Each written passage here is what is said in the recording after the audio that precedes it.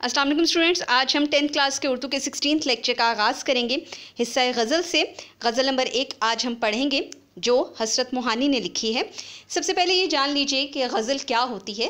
गज़ल शायरी की वो सिन्फ होती है जिसके हर शेर का एक मुख्तलिफ मौजू होता है। यानी जैसे आपको नज़्म में एक ही मौजू पर तमाम शायरी पढ़ने को मिलती है, तमाम अशार पढ़ने को मिलते हैं, लेकिन गज़ल में आपको हर एक शेर में एक मुख्तलिफ मौजू पढ़ने को मिलता है और साथ ही साथ गज़ल में जो अशार मौजूद होते हैं उनका हम काफ़िया और हम रदीफ़ होना ज़रूरी होता है। तो आगाज़ करते हैं। सबसे पहले हसरत मोहानी का तारुफ़ पढ़ते हैं कि हसरत मोहानी कैसे शायर थे और उन्होंने किन किन मौज़ूआत पर अपनी शायरी की। पेंसिल्स अपने हाथ में रख लीजिए ताकि ऑब्जेक्टिव आप लोग अंडरलाइन कर सकें।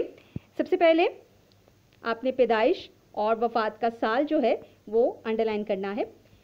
अब आगे पढ़ते हैं। हसरत मोहानी का असल नाम सैयद फजलुल हसन और हसरत तखल्लुस था, यानी शायरी के लिए जो वो नाम इस्तेमाल करते थे वो हसरत था, लेकिन असल नाम उनका सैयद फजलुल हसन था। तो इसको अंडरलाइन कर लें।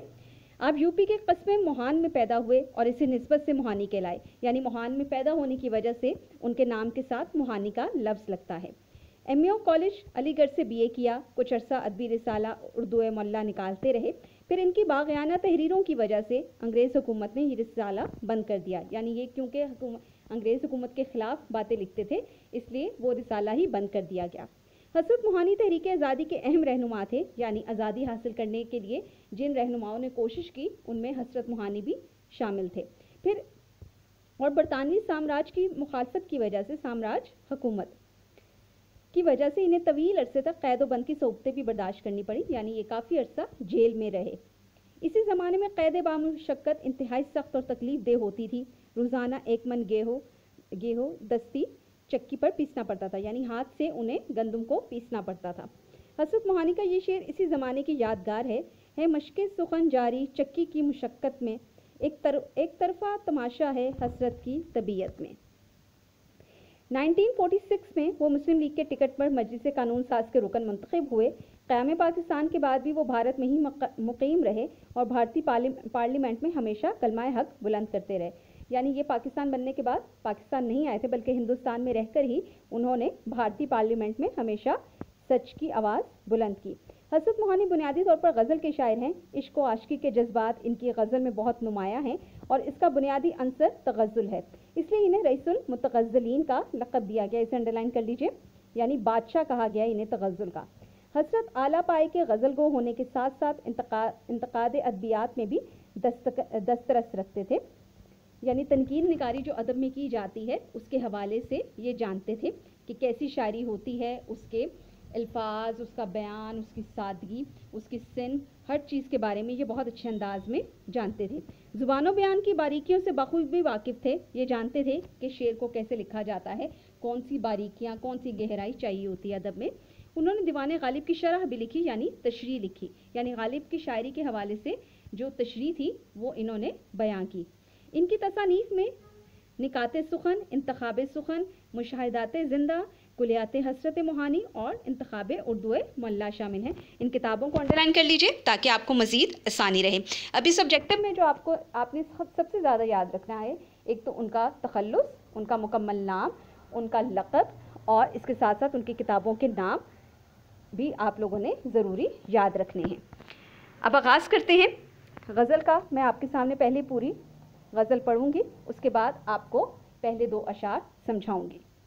मुसीबत भी राहत फ़िज़ा हो गई है, तेरी आरज़ू रहनुमा हो गई है, ये वो रास्ता है दयारे वफ़ा का जहाँ बादे सरसर सबा हो गई है। मैं दरमांदाए इस बारगाहे अता का गुनाहगार हूँ, एक ख़ता हो गई है। तेरे रुतबाए दाने मोहब्बत की हालत, तेरे शौक़ में क्या से क्या हो गई है।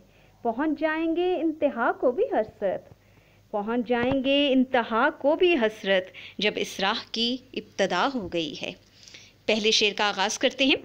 मुसीबत भी राहत फ़िज़ा हो गई है, तेरी आरज़ू रहनुमा हो गई है। राहत फ़िज़ा सुकून पहुँचाने वाली, आरज़ू तमन्ना, रहनुमा रास्ता दिखाना। अब मैं आपको इसकी तशरीह समझाती हूँ। इस शेर में शायर इश्क की मनाजिल को बयान कर रहा है, यानी इश्क के दर्जात को बयान कर रहा है। कहता है कि जब इंसान इश्क के रास्ते पर चलता है तो आने वाले मसाइल से नहीं घबराता, नहीं डरता। जिसके सामने मंजिल नहीं होती उस खौफ तो सिर्फ उसको होता है, खौफ सिर्फ उसे लाहक होता है, लेकिन आशिक के लिए तो इसका महबूब मिसले नूर होता है।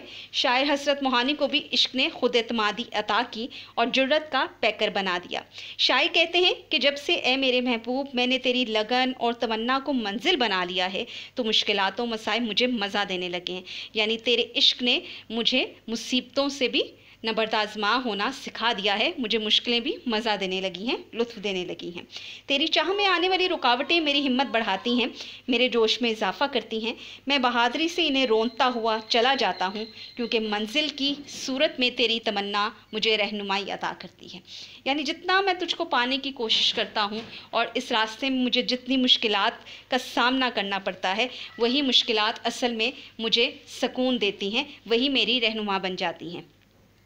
तेरी आरज़ू की रहनुमाई में मैं हर बला का खंदा पेशानी से सामना करता हूँ और मेरी नज़र मेरी मंजिल की जानिब होती है, तो ये बलाएँ, ये तकलीफ़ें, ये मुश्किलात मुझे राहत देती हैं कि मैं अपने महबूब के लिए हर गम बर्दाश्त कर सकता हूँ, हर दुख बर्दाश्त कर सकता हूँ। क्यों? क्योंकि मुझे तुझे पाना है और तुझे पाने के लिए हर मुश्किल भी मेरे लिए आसानी बन जाती है। अब हम आते हैं शेर नंबर 2 की तरफ। ये वो रास्ता है दियारे वफ़ा का जहाँ बादे सर सबा हो गई है। यहाँ पर ज़िक्र हो रहा है बादे सरसर का। बादे सरसर कहते हैं जी तेज़ हवा या आंधी, सबा कहते हैं सुबह की ठंडी हवा को।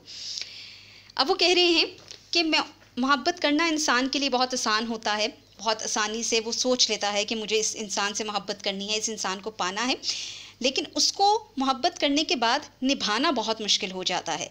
तो मोहब्बत करना आसान होता है, लेकिन अपनी मोहब्बत को कौलो करार के साथ निभाना मुश्किल होता है। राह में आने वाली मुश्किलात हमें अपने मकसद से पीछे हटाती हैं, हमारी हिम्मत तोड़ती हैं, लेकिन अपने इरादे पर वही कायम रहता है जिसका इश्क सादिक हो, सच्चा हो।